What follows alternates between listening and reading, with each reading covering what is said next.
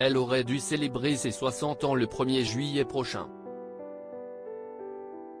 Le 31 août 1997, Lady Di perdait la vie dans un terrible accident de voiture survenu dans le tunnel de l'Alma à Paris.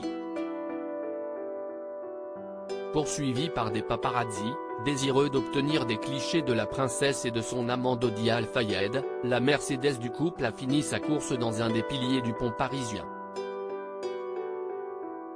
Un véritable drame qui, 24 ans plus tard, est encore bien présent dans les mémoires et qui a laissé un vide éternel dans le cœur des deux fils de Diana, les princes William et Harry.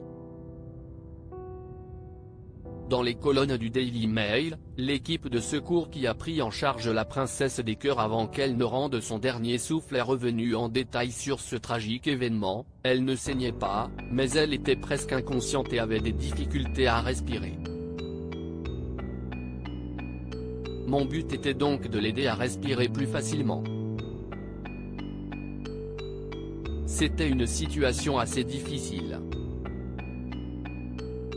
J'étais seul, j'avais peu d'équipement.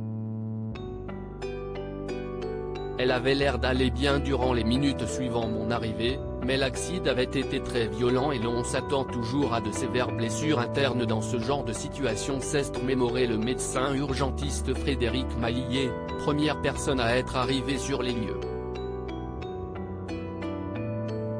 Le sergent-pompier Xavier Gourmelon, arrivé peu après, s'est lui souvenu des derniers mots prononcés par Diana avant qu'elle ne tombe dans le coma. Elle a parlé en anglais et a dit « Oh my God, what happened? Oh mon Dieu, que s'est-il passé ?» Note de la rédaction. J'ai compris ces mots, alors j'ai essayé de l'apaiser. Je lui ai tenu la main. Puis, d'autres ont pris le relais. Tout cela s'est passé en 2 ou 3 minutes, a-t-il témoigné. De quoi est morte Lady Di? Des confidences glaçantes qui surviennent quelques jours après que le docteur Monsef Daman, qui a tenté de la sauver à l'hôpital de la Pitié-Salpêtrière, se soit exprimé pour la toute première fois à ce sujet. Cette dame, j'ai eu son cœur entre les mains, a-t-il expliqué à Nice Matin avant d'ajouter que tout ce qui devait être fait a été fait. Nous nous sommes battus dur, nous avons beaucoup essayé, vraiment énormément. Malheureusement, les efforts auront été vains. Lady Di, qui souffrait d'un traumatisme thoracique violent, s'éteindra vers 2h30 du matin.